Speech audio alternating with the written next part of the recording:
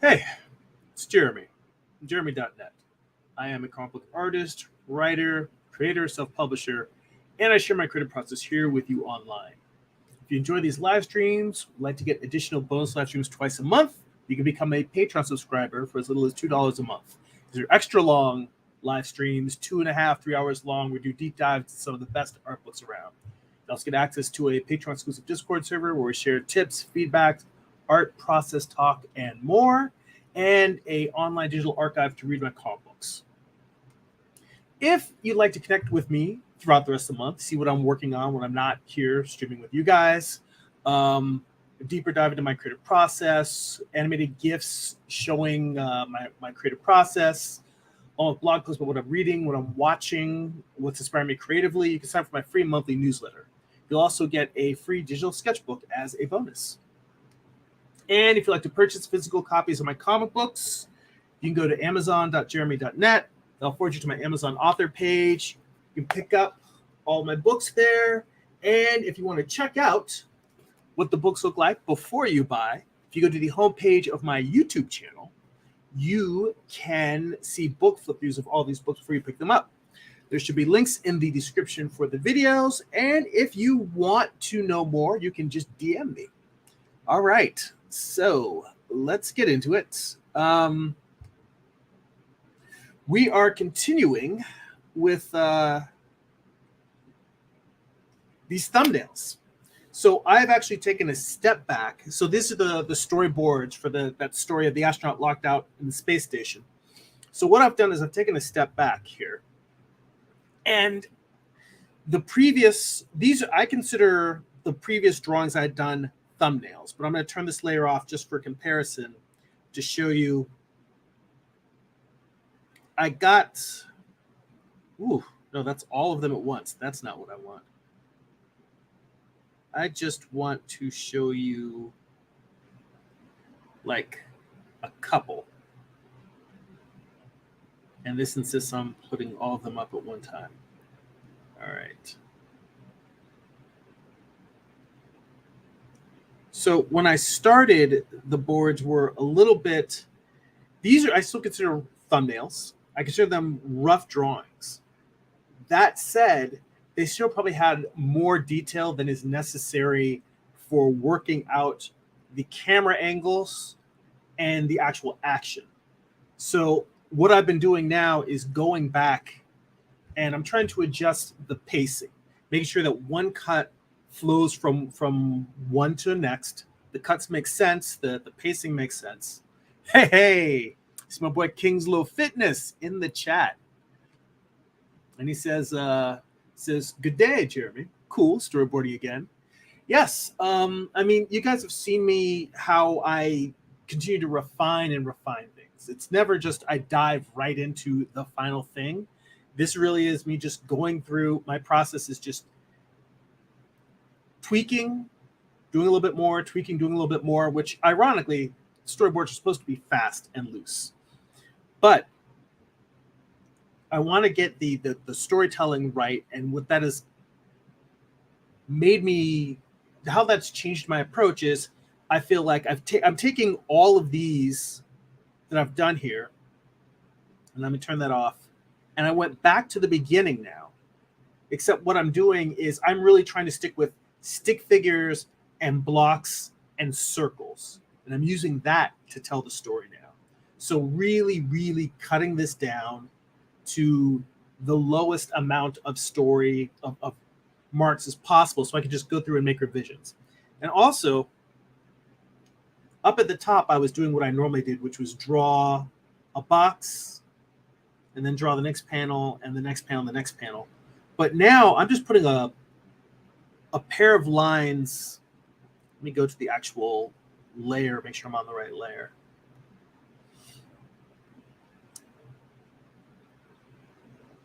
Now the change of has, I just draw a line across, or a pair of lines rather.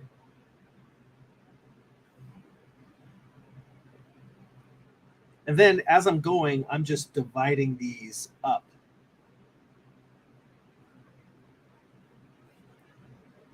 Which for thumbnails feels like it works a lot better.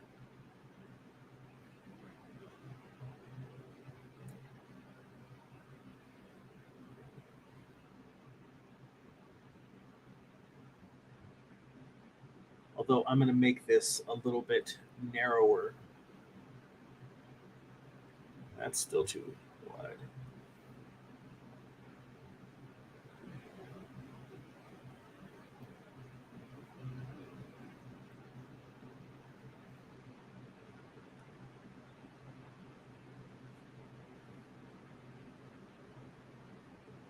I mean, I know the logical thing. Yeah, Kingslow Fitness says you mentioned camera angles as well. He said almost like animation. Well, these storyboards are definitely more detailed than live actions. They are more like animatic storyboards. But yeah, it's definitely running kind of like just a film strip almost. And to be honest, I should just go ahead and make a template for this so that I can just thumbnail directly into it. So if I'm having to draw the lines all the time, but I'm trying to get myself in the habit of blocking in a frame and getting better at like trying to draw the proportions of like a widescreen frame freehand. So that's part of the reason why I'm continuing with doing this, where it might make more sense to just make a template once and just reuse that for every page. And hey, I see Jay King in the chat. He said, you had a hot minute. He says, good day, my brother. Long time, and others. Welcome. Always good to see you. I hope you've been well. I hope you've been thriving. I hope you've been doing some creative works.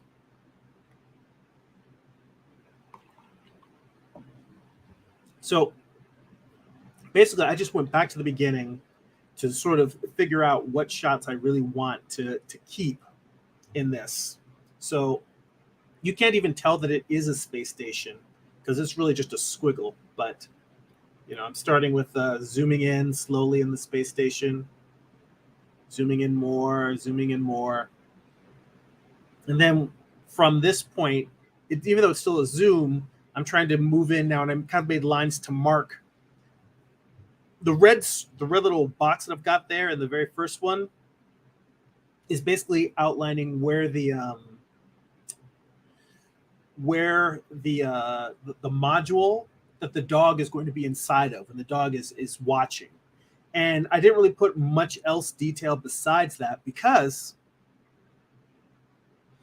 I'm going to move pieces around on the space station based on how I change the angles here. Because I'm trying to really think more in terms of staging and where these things need to relate to each other shot-wise for the shots to work. And then I'm going to change the environment to match that. So let's see here. Anyway, the part I'm at now is there's a little button here, and I do have some of the previous drawings I did that were slightly more detailed, where I've got this little speaker with a button, and it's got a piece of tape underneath it that says speak, and the dog stomps on it and then barks in the astronaut's ear. So picking up from there, we've got, this is a rougher drawing of the dog stomping. That is just the astronaut, like just a box in a sphere on shoulders. But anyway, where I'm going from this is it cuts to that like an insert. And then I'm going to have it cut to the astronaut turning around and looking. And the technique that I like to do, actually, you know what? This is something that I learned from doing studies of Alessandra Sorrentino in her storyboarding class, which is or this is something that I don't know if it was covered in the class, but it's definitely something I noticed from observing her boards, which was that she would have a character start an action in one shot. And then when you cut to the character completing that action so that the mind connects the movement. So I was going to do the astronaut having the barking in the ear and then cut to the astronaut turning around. But I'm going to change that. I'm going to erase, I just wrote the word cut here. I'm going to erase that. And what I'm going to do is I'm going to have the astronaut start turning around in the very next frame. So we're beginning it. That way your mind will complete the action. What it does is it just helps assist the mind in connecting the shots. because you don't want cuts to jump. You don't want them to be jumpy. So if you do this, starting something and then you complete it in another angle, you're like, oh, it's like you're playing catch, almost like you're tossing it from one cut to another. Let's see here. And King's Little Fitness says, cool, like reversing the main sketch. I see. Yeah, that's definitely my MO is I like to work backwards. So at some point I'm going to start this shot. But that's kind of my thing is I like to, work backwards, work with whatever my end pose is, and then figure out how many drawings I need in between that. Like I'm filling in key poses. How many I need in order for that to make sense. So the astronaut's here. And I'm going to zoom out just a tiny bit.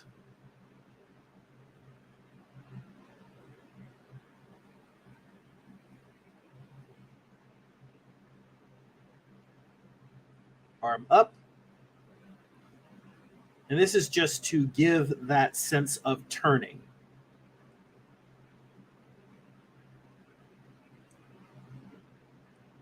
So starting the action.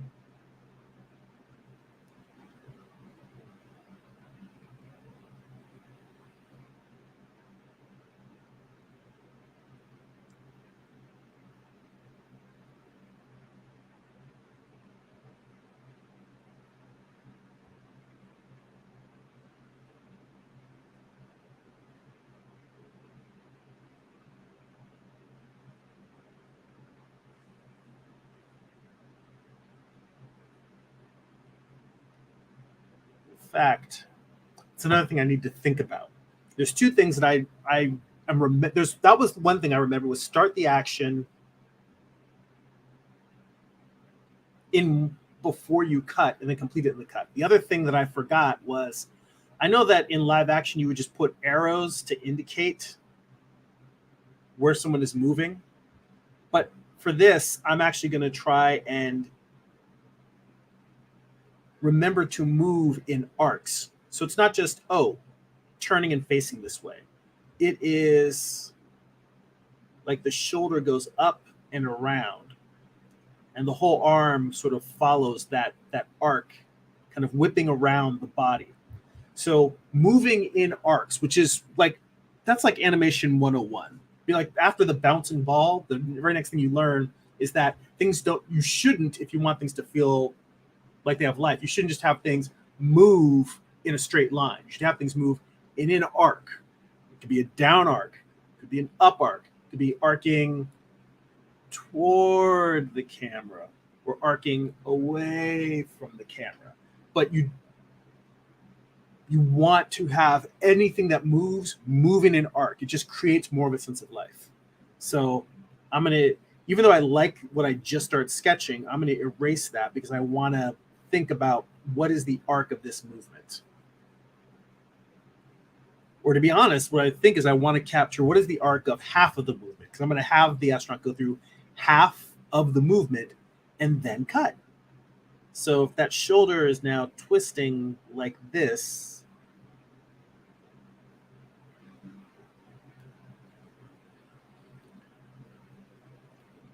instead of coming towards us, now it's moving away from us. When I say towards us, I mean this is moving forward, as in, if you look at this cylinder, it is coming towards the screen. So that's what I mean when I say towards us. And then in this one, it is moving away from the screen. So I'm just going to undo those because I don't need them.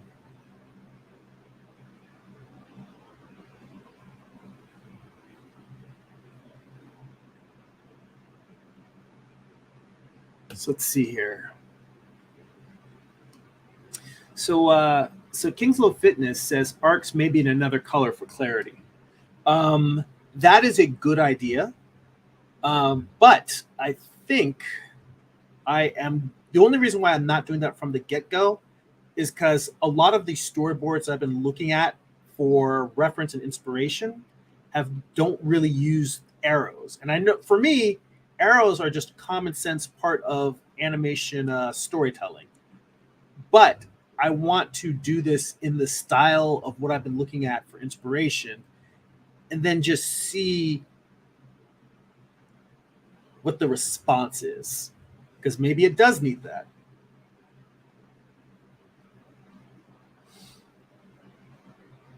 So I'm going to start with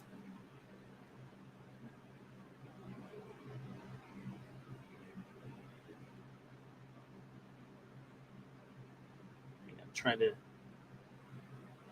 get this just right. Let's say here's your line. Eyes to the right, eyes to the right.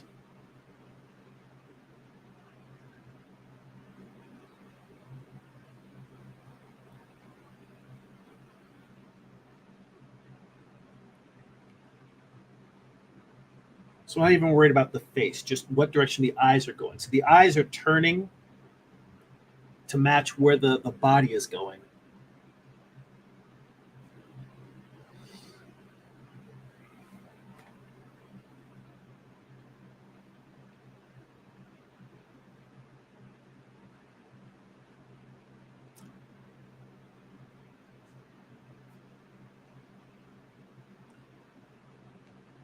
And that way, when you get to this next panel, the eyes are now basically looking, the figure's basically in profile now.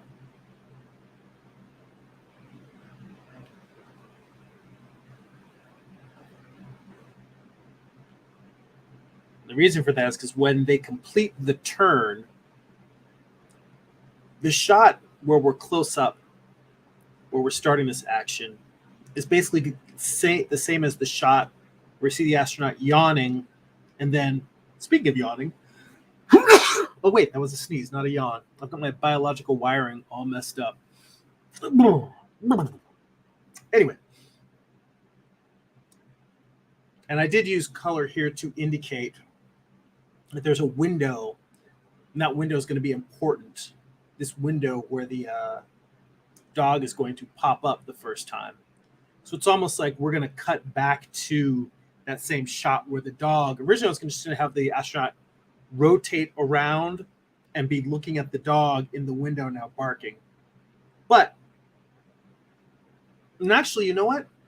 It actually does make sense to keep this close, because I was going to cut to a wide shot.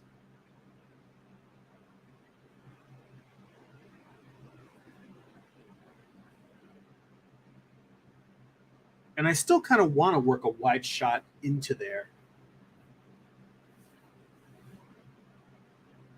So I'm going to have to think about this. I'm just going to sit here and stare at this for like the next 30 minutes while I think. And you guys are just going to watch me think. That's going to be the rest of the live stream. No. Originally, I was going to cut to a wide shot in the middle of the turn. But I also realized that having the astronaut turn while still at a medium, really kind of a close-up. We're kind of like from the head up, from the bust up. A medium shot looking at the dog in the window, you allow to get that eye contact between the two characters.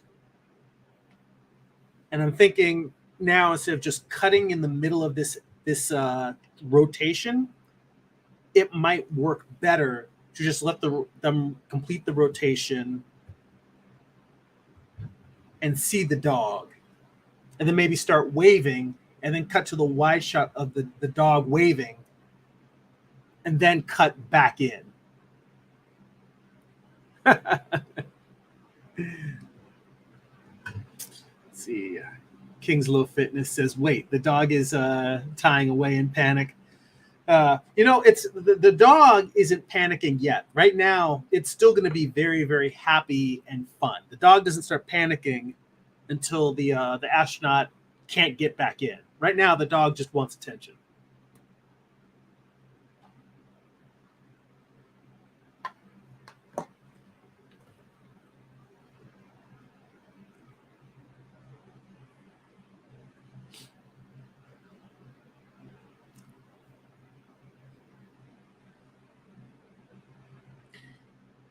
you know what? Let's go with the cut. Let's just see what happens. I mean, this again is the reason why I moved to trying to do even less drawing and just do stick figures. Oh, he says, Kick Little Fitness says the dog was typing, not tying. Um, anyway, let me see. I'm just going to put a little note in here for another cut.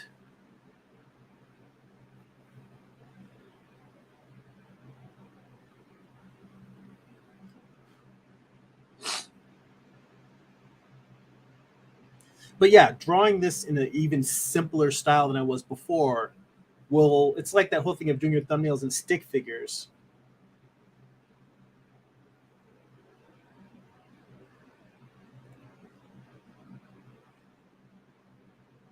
You don't feel bad if you have to change something.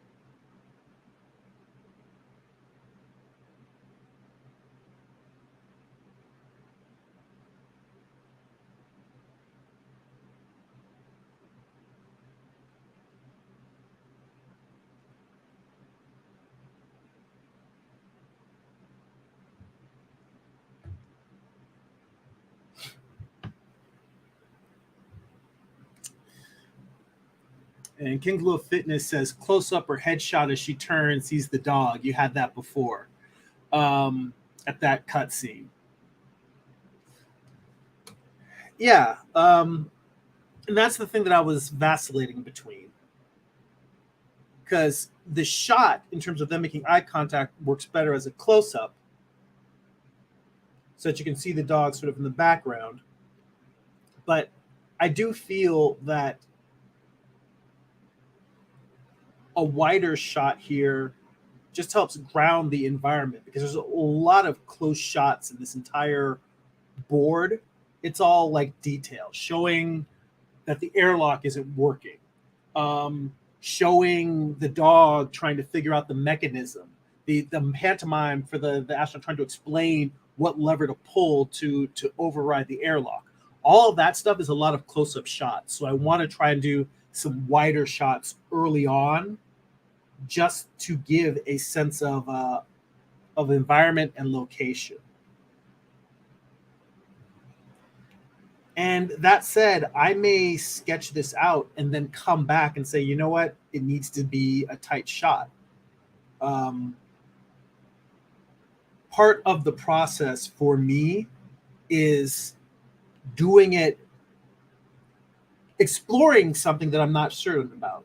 So I'm acknowledging that I might not be doing the best shot or the best way to show this scene, but I want to just see how it looks in the scene, see the shot, and then from there decide. So now I'm going to go back to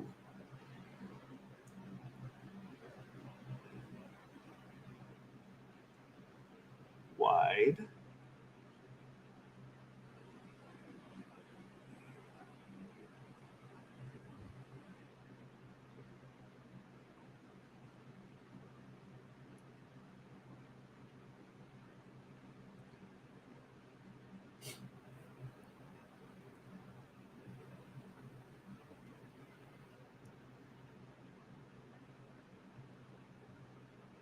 I'm just trying to decide how far, how wide out I want this shot to be.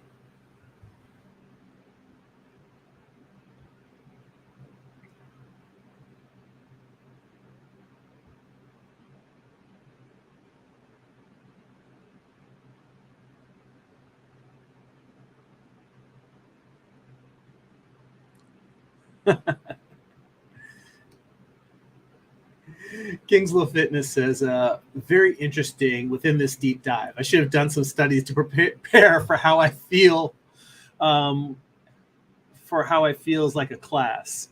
Well, you know what? I always, you know, in a perfect world, we would be prepared for every situation. But I try to just,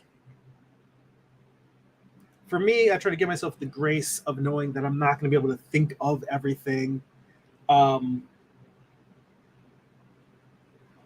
have all of the answers. I mean, definitely I've been asked questions during live streams and I'm like, I don't know. And I'm just trying to figure stuff out as I'm going. And for me, like you said, it feeling like a class, I take that as the highest compliment, because for me, most of what I feel like I have to share is the process of how I solve problems. So I'm not walking into this stream with a plan. In fact, I was even thinking about the fact that, watching me just sort of solve shots might not be that interesting. And I was prepared to fall on my face if that was the case. But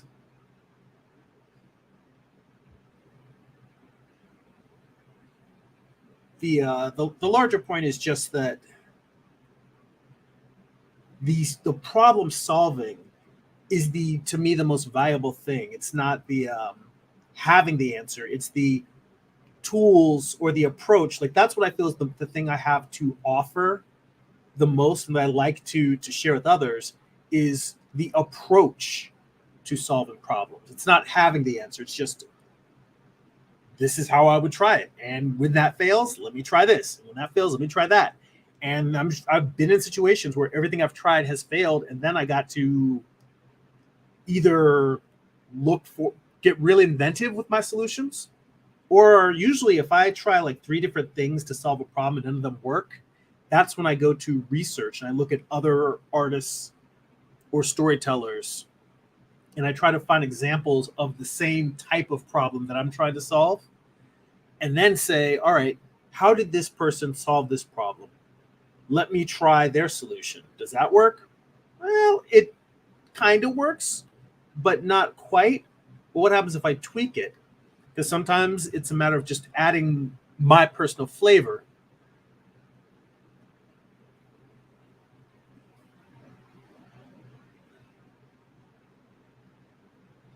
Okay, whatever it is that's going on here that I'm trying to sketch out the space station, it doesn't look good.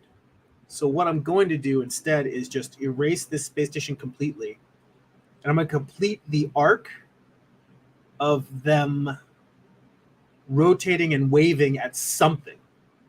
And when I have the shot of them rotating and waving, I'm going to try and draw the background around that shot. And then once I have that, I can copy and paste that into, or put it behind the previous shots. Let's see here. Byron's in the chat, says, hey, peoples. Good to see you, Byron, as always. Thanks for dropping by. Kingslow Fitness says, going in via web design, a problem going over. I've prepped for that for now. Well, you are trying to solve a lot of different problems at once, and none of them are easy. So by all means, chase what you're prepped for. Sometimes you just got to let the energy take you where it's taking you.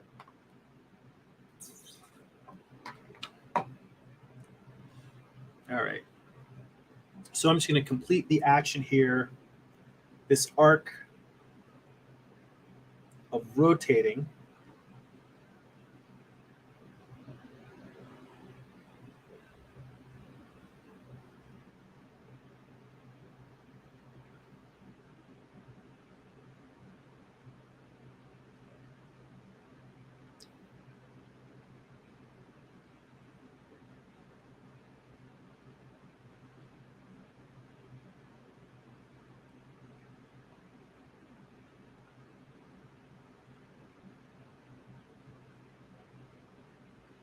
Then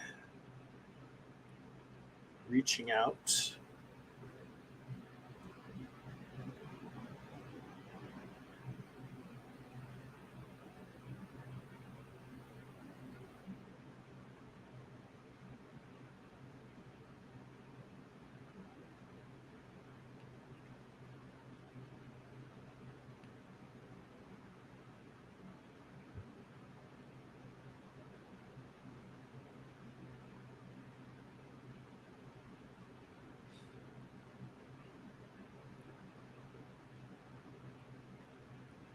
in this one, I can just copy paste because it's going to be the same, except for, I'm intentionally copy pasting because I want to keep it the same except for moving at the elbow. Again, the handiness of working digitally.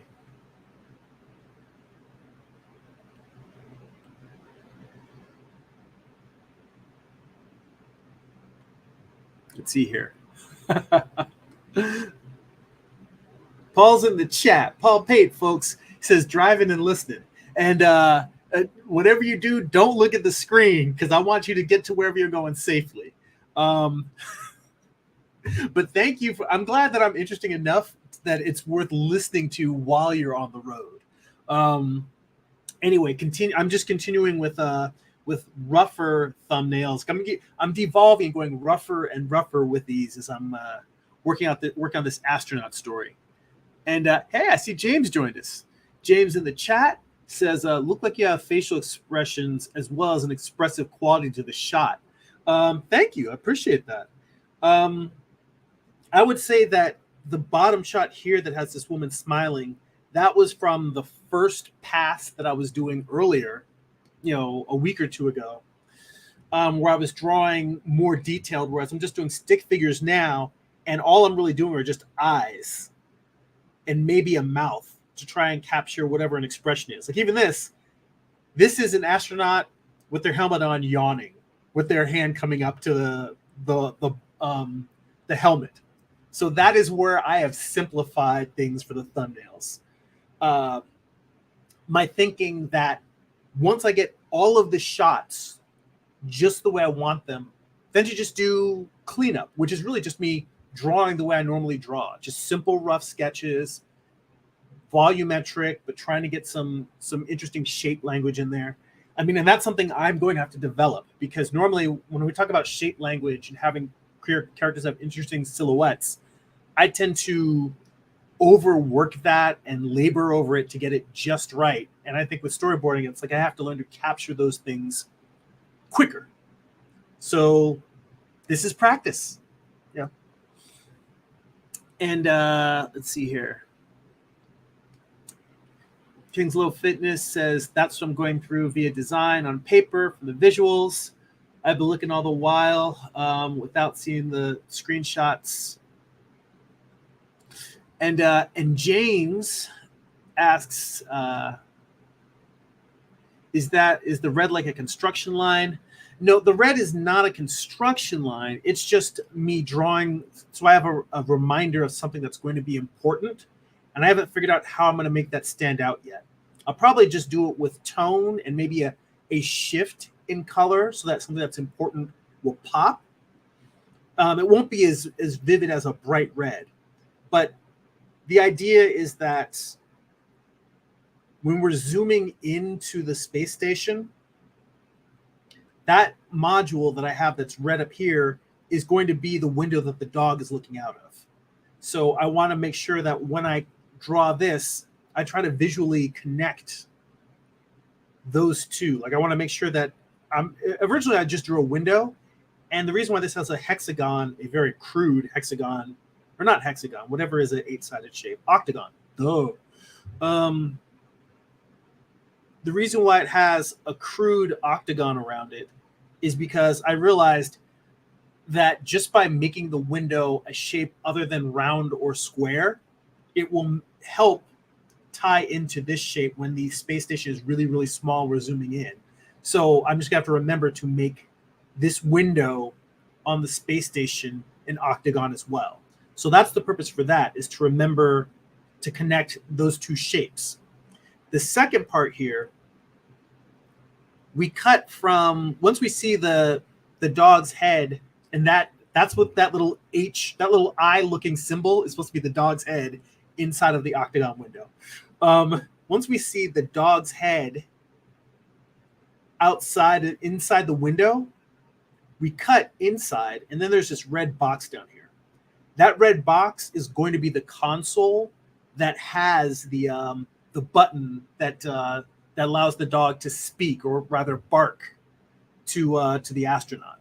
So that red box is just there so that I know, that console's important. There's something on there, and I have to make sure that it stands out tonally when I clean up the boards. So the red I'm just using for notation anytime there's something that's going to be important that I'm going to have to go out of my way to call out in the board. So let's see here. Let's see here. And Kingslow Fitness said to Paul, indirect visual via the mind's eye. He said, that's what's up. Stay focused. Yes, theater of the mind. Storyboarding in the skull. Subconscious storyboards. All right, I got to drink a little bit of water. Stay hydrated. All this yapping.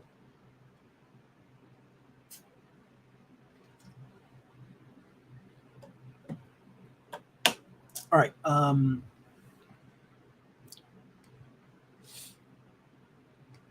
Let's see here. So James says, yeah, I mean, close-ups can say a lot. So can Dutch angles. Very true. Very true. And Kingsville Fitness said the hands should have lines in the box. Still simplified, but better clarity. And James says, like a sixth sense. Well, Kingsville Fitness, yes, the box should have lines in it. I'm intentionally trying to draw as little as possible in the thumbnails because these, I'm showing them to you because I'm showing you my process of working them out. The storyboards, the actual ones, will probably be, they'll be more detailed than this. I haven't decided how detailed they're going to be, but basically like this button that has the speaker on it, that's probably how detailed the cleaned up boards are going to be. In the thumbnails, it actually doesn't serve me to put that detail in. The only reason why I would put in the fingers on this drawing is if I needed to, if I was afraid that I wouldn't remember what that mitt is, or if the finger was pressing something or holding something. If it was important to the gesture of that panel to show the finger, I would put them in. But for the sake of just very, very rough thumbnails, it doesn't serve me to put those in there. So that's the reason why I left them off. I left them off because this is such a stick figure. I want to intentionally leave out details. I want to put in only what I need to understand what I'm going to clean up.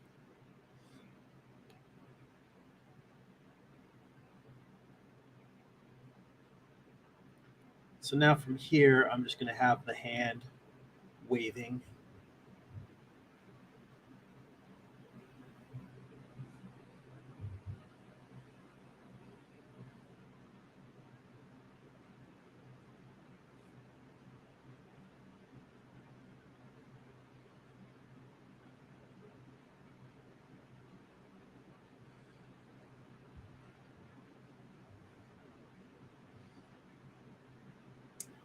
And from here, now I can draw this little window.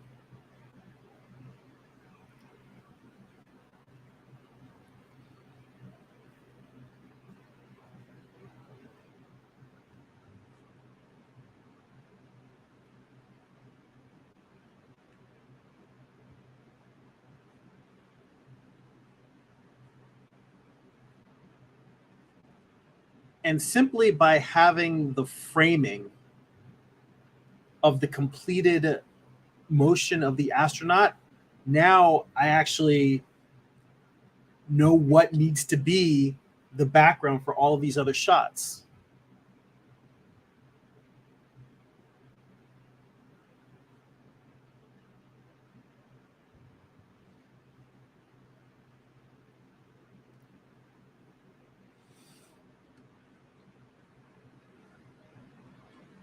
And Kingslow Fitness says the yawn looks like an awe as she's looking at a phone. Oh. That's true. That's true. It will definitely have to be something. Well, I have a shot. I can show you what the yawn looks like cleaned up. Let's see here. Let me hide this entire layer set.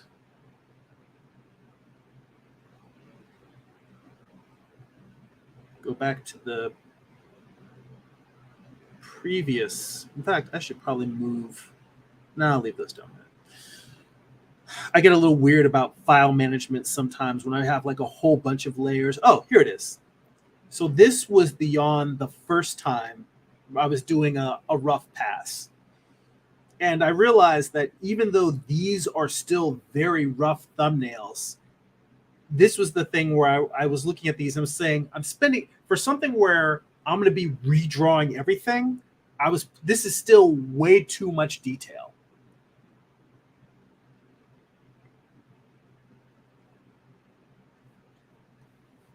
But yeah, this is where, you can definitely see the fingers on it. This is what I would put in if I were worried that whatever I drew, I wouldn't remember what it is when I came to do cleanup, or if it was really important to see those fingers. Because I honestly still haven't even decided where I'm going to have the hand flipped away, have the palm away, or have the palm facing towards. I haven't decided what the gesture is going to be yet. I just know that I don't want it to cover the mouth completely. I want it to be like it's sort of like kind of covering, or like the hand is coming up to go. I haven't exactly worked out what I want it to be yet.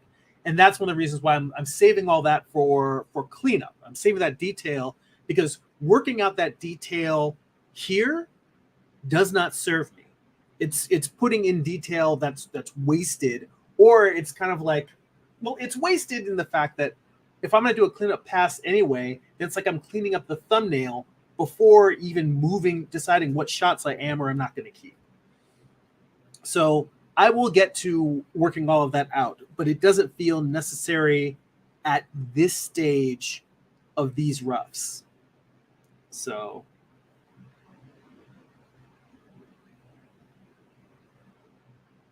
let's see here. And Paul says, yes, I think it's funny sometimes. I would rather listen to somebody talk about drawing than listen to music. You are not alone, man.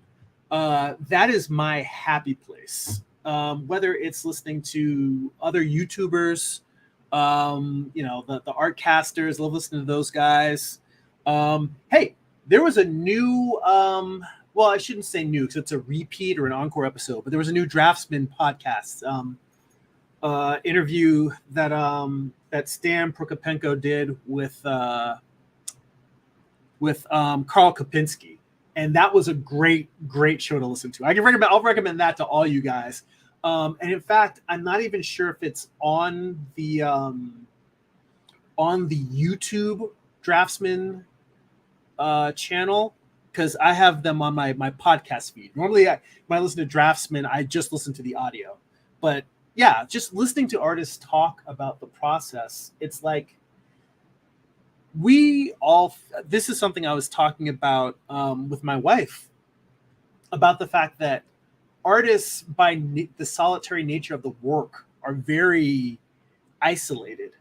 And I think being able to talk about the stuff that we're talking about, like even just having the questions and the back and forth that we have here, it's like I'm not alone in my own head with the art struggles I'm having, whether it's an anatomy struggle, a composition struggle, a storytelling struggle, a color or lighting struggle, like all of these different elements that I'm fighting with and working to work out, that all you guys, you might not be having the same struggle that I am right now, but you've all had these struggles at one time or another, and you will struggle with these things again.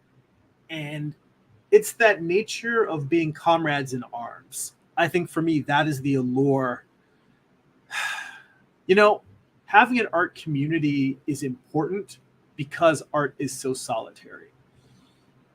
And honestly, even living in a town in LA when there's tons of artists, it's hard to make time to get together with your art friends.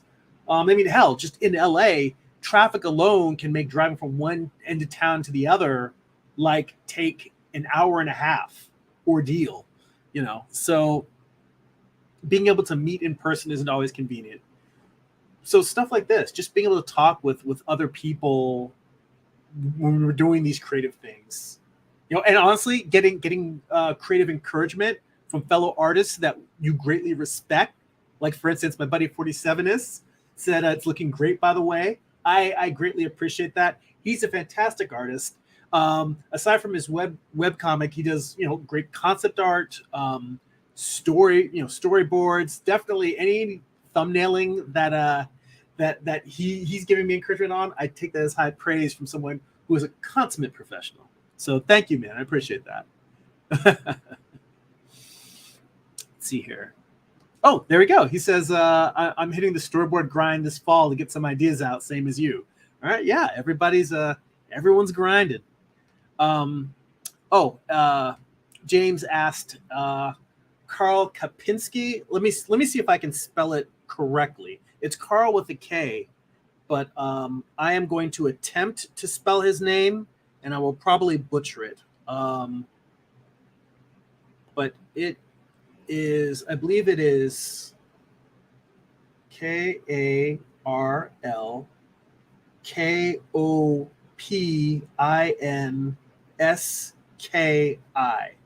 I believe that is how you spell his name, Carl Kopinski. And he is one of those guys who he is on the level of Kim Jong-il. In fact, Kim Jong-il's company, his publishing company that he started, they published Carl Kopinski's art book. In fact, they may have published his last two art books. I think he did his initial huge art book, then a couple other ones. Point being is that he's worth checking out. Definitely listen to the Draftsman episode. Check him out on Instagram. You won't regret it. You will be inspired and encouraged. And he's one of those guys where the only thing that is frustrating is how easy he makes it look, because he does so much with just, why is this not letting me erase? There we go. Even though he does do full color work, so much of his work is just black and white, or black and white with maybe a little bit of gray tones or wash. And it's just breathtaking. And to me, it's one thing when someone does a really cool digital painting and they've got 3D models in the background, or they're painting in oils and it's this lush, incredibly detailed Magnum. It looks like the cover to a Tolkien novel. But when somebody with just black and white and gray can create a character that just grabs you, or a scene that's super dramatic, the ability to have such masterful storytelling while using more limited tools, especially just his pencil sketches, not even working, with ink, which he has a ton of ink drawings, and that's definitely my jam. But just his pencil sketches are not in a bad way. They're in a good way, but it's also it's humbling. It's inspiring and humbling at the same time. All right, enough of being on his tip. And he is great. He's definitely worth checking out. Oh, hey, that is someone I don't think I'm familiar with. James mentioned Ryan Kligsleen. Let me write that down, and I will check him out.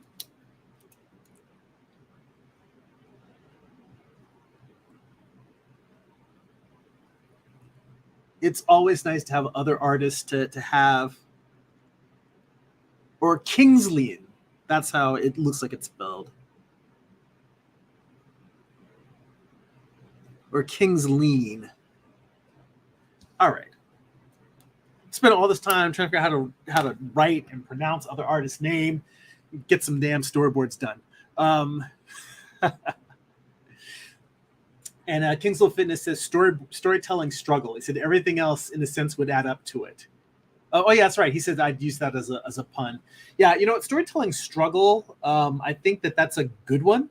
Although I probably, only because I always try to keep things encouraging, I think I would probably look for another S word that's more about. I don't want to use storyboarding survival either, because that makes it sound like a death match. Storyboarding solution. There we go. You know, some because I want to keep it about, yes, it's hard, but we're gonna triumph, we're gonna prevail. You know? So let's see here. Yeah, 47 says haha, too real, the grind. Um and yes, Byron also seconds on Carl Kapinski. So thank you for that. All right. So what was I gonna do? Oh yeah, I said once I figured out where the shot was, and this is what I mean about kind of working backwards. Although yes, I worked in order to kind of slowly have the astronaut, you know, facing away, turning, and then waving, and then figuring out what the background is. But now that I know what the background is, I can go into this panel.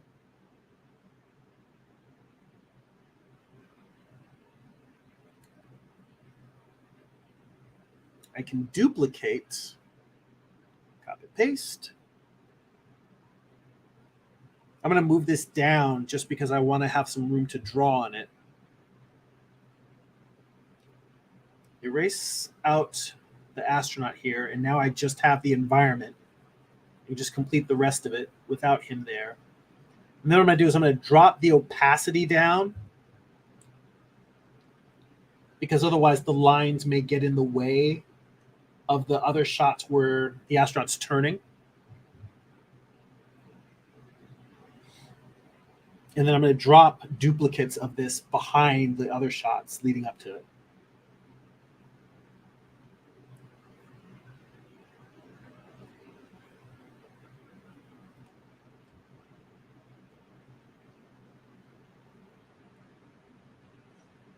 And I'm going to kind of put a little bit of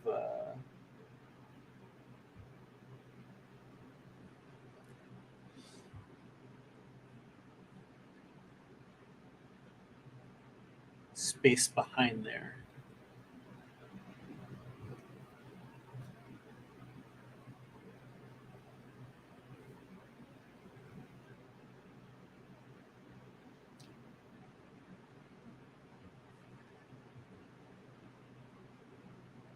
Now, let's see here. Let's just take this, drop it down to 40%. Oh, 20%. Let's go 30%. See how that looks. Move it below the line art. Just move this here.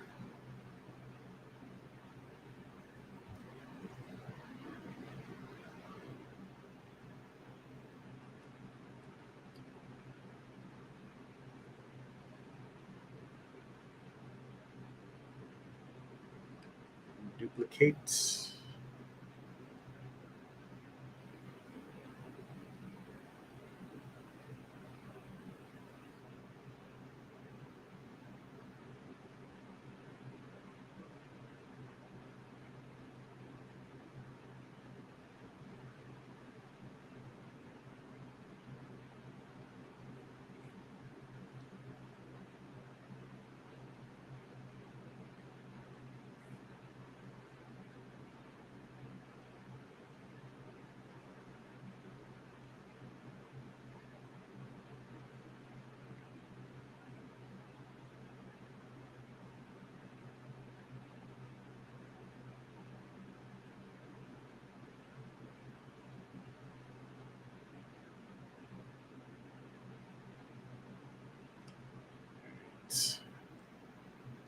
Just go in here and just erase off a little bit that's sticking out over my rough edges here.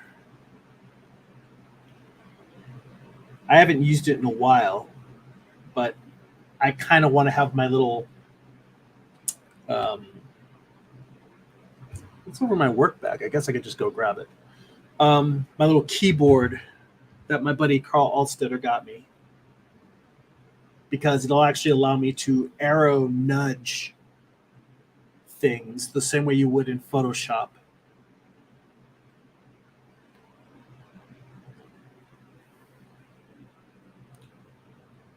So the idea is that in this shot, the astronaut's not going to be rotating and waving at the dog.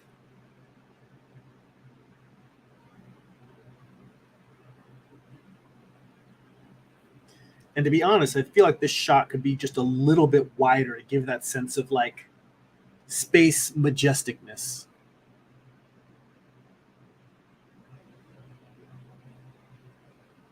Let's see here.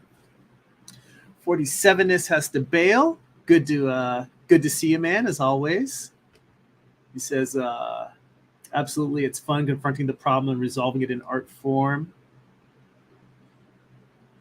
And Kingslow Fitness says the Draftsman episode with Carl Kapinski was lit to listen to him again from the YouTube video. Worth listing again. How I remember listing in was about. Yeah, he says, go listen for yourself.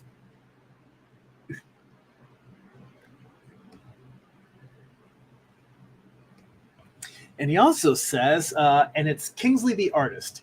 Even if I'm wrong, I'm right on my own account. How's that for a sub headline? He says, let me get back to this landing page for the meteorite strike, sketching away.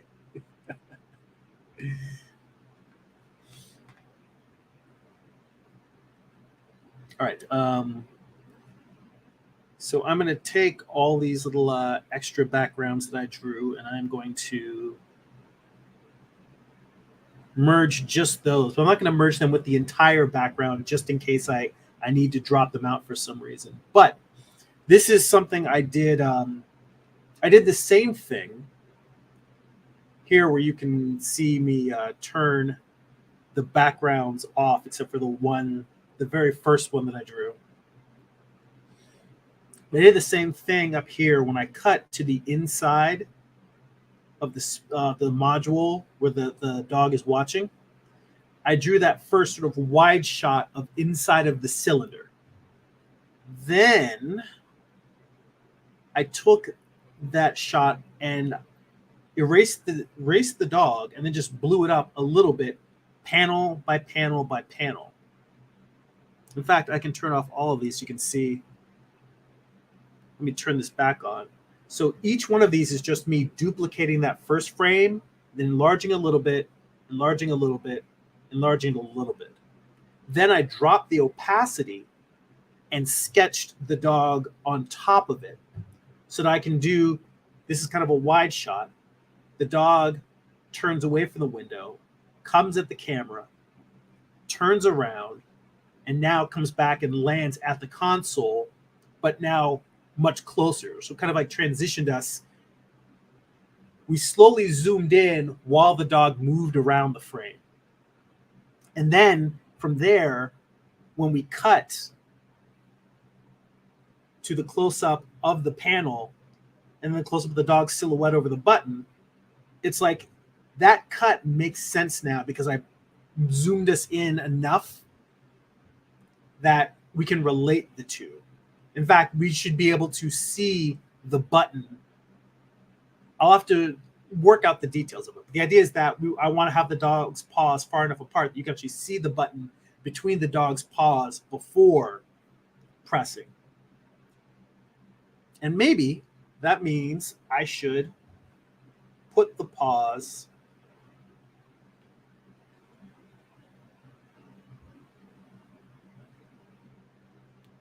or at least one of the paws next to the button first.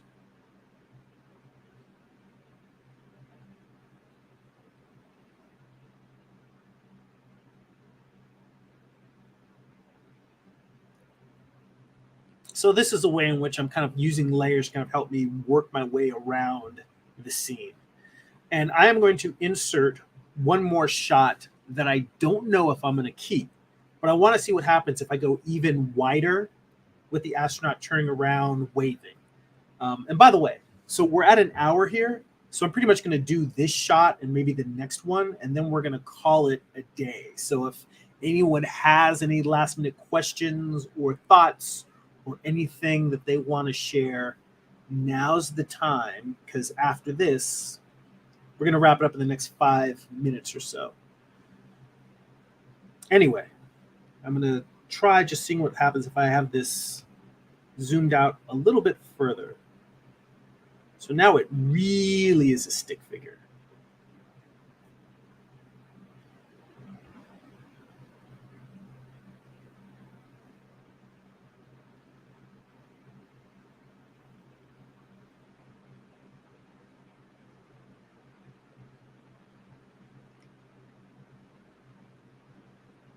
So even tinier than it was before. Even tinier than she was before.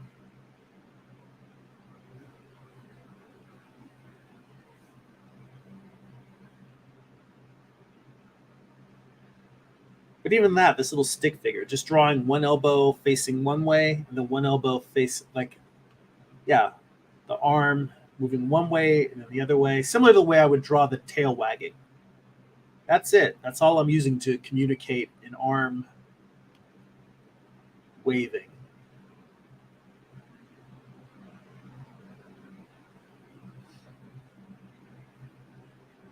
So let's say the module now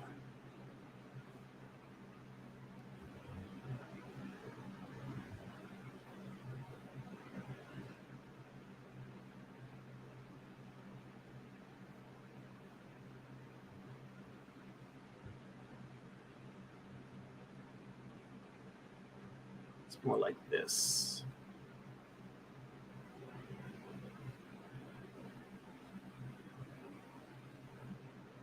It's the cylinder in the distance.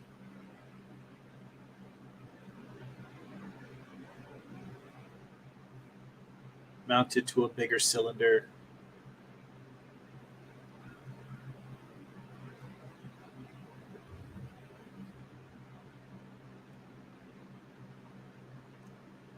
Octagonal window to help read as, part of the structure. And I'm already starting to, I have to force myself to stop putting detail in there. Because I was just getting in there and just like detailing. What does this look like? Make this feel like it's in perspective. And I need to force myself to stop.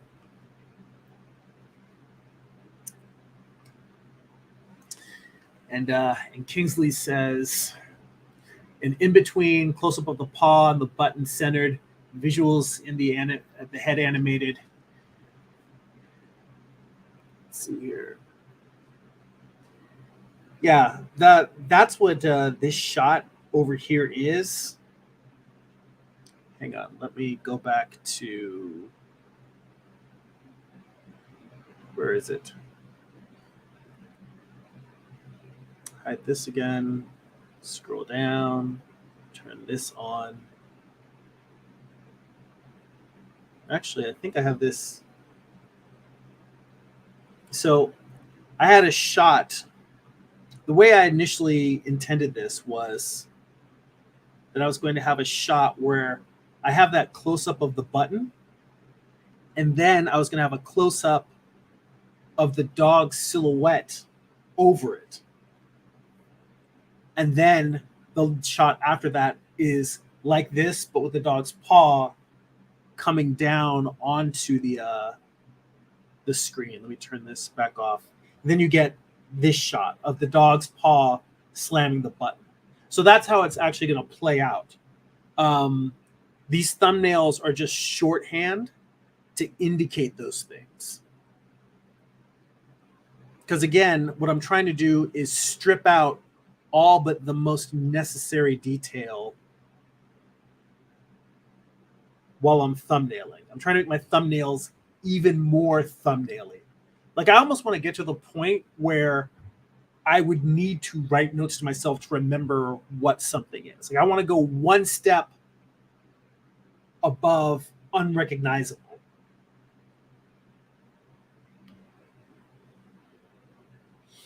And the reason for that is because I think that it will help me in doing storyboarding by learning how to shorthand to such a limited degree to really cut all the shots down to incredibly, incredibly simple things.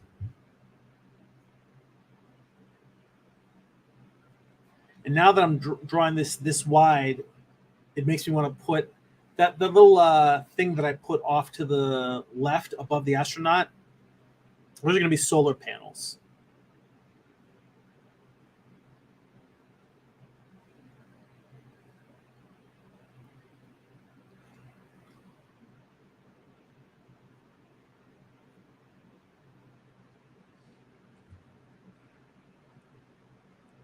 So I might use this and all of those small shots, just going a little bit wider, so it doesn't feel like every single thing in this is super crammed in and tight, because a lot of the action in terms of the indicating what's happening in the story, the lock, the buttons, the levers, the dogs you have to pull, all of that is going to be like this tight. So at this point, I'm just repeating myself. But I feel like I've made some progress. And I've also made progress in the fact that I really, last week was at a point where I felt like I couldn't do what I'm doing here. Just analyzing why shots aren't working and needing to think clearly. I wasn't able to do, I didn't feel like I could do that in front of you guys. Not out of embarrassment, but just the level of focus that I needed to figure out what's wrong. I couldn't do it. And it helped me a lot to do studies from Alessandra Sorrentino's website. Just copy her boards in thumbnail phase. That helped a lot. But now I think I'm starting to get a handle on what I want out of my thumbnails. And I'm really, really trying not to worry about how nice the drawings look. They're just, exactly, they are wireframes. Yeah. Kingsley says, like wireframes of a website. That is exactly what it is. I'm trying to do a wireframe. These aren't cute. These aren't sexy. They need to tell me what the composition of the shot needs to be and what is the action that's going to be happening in the shot. That's all these drawings need to do. So yeah, I've made some progress. I'm going to continue. Hopefully I'll be cleaning up the boards and I'll have completely worked out all the shots by next week. If not, you'll join me on the ongoing quest wherever I am. And thank you for joining me along with your ongoing art quest wherever you're at. Appreciate you guys spending time with me, hanging out. It's always fun. Good to hang out with you guys. Got Khaleesi here in the back. Crashed out. She ain't trying to hear nothing. She's like, I've had enough of your boards. Byron says, thanks for the stream. And, as always, and thank you for showing up as always. This is about you guys and just having people to hang out with. Instead of having the voices in my head that I have all day when I'm working, I have you guys to talk to. So I appreciate you guys keeping me company. All right. And if you want to keep me company while I actually try to improve myself as an artist and hopefully help you guys improve as well, you can join my art book study group on Patreon for as little as $2 a month. Head on over to patreon.com/Jeremy. It's patreon.com/GERIMI. We do live streams that are 3 hours long. We do deep dives on some of the best art books around, try to suck out all the knowledge we can. I have the voice channel open on Discord. So not only can you type and chat, but you can actually get on and we can just speak and go back and forth. So it's a chance for us to just connect deeper. And if anyone wants to jump in that, not only, do we have new episodes twice a month, there's also hundreds of hours of existing live streams for you guys to go back and rewatch, get caught up, see everything we've been doing. We've been studying Walt Reed's The Figure. We've got a bunch on George Bridgman, some Loomis in there, some Ken Holtgren animal drawings, all that for as little as $2 a month is the starting. So head on over to patreon.com/Jeremy. Patreon.com/GERIMI. If you'd like to keep up with me throughout the month, see more of my work in progress, read blog posts about my creative process, what I'm reading, what I'm watching, what's inspiring me, see animated GIFs of my works in progress, you can sign up for my free monthly newsletter at newsletter.jeremy.net. You'll also get a free digital sketchbook. And if you'd like to purchase physical copies of my comic books or free digitally on Kindle, you can go to amazon.jeremy.net. You can pick up books like that's not my first graphic novel. This is my first graphic novel, Eye of the Gods. It is a standalone psychological thriller about a man cursed with visions he cannot control. Or my most recent comic book, Morning Star. It is Lucifer's Fall from Heaven, told as a Western. It's an 8-issue series. Volume 1 contains issues 1 through 4. Volume 2 has the conclusion, issues 5 through 8. Both have extensive back matter, character sketches, thumbnails, page layouts, script excerpts. I share my photo reference. I show you basically everything that I did to put the book together. And if you want to see what's inside the book before you pick it up, you can head on over to my YouTube channel and scroll down on the homepage. You will see book flip throughs for all of those. You can see what's inside the book before you pick them up. All right, gang. I appreciate your time. Appreciate you hanging out. It's always good to see you guys. That's it for now. Go be creative.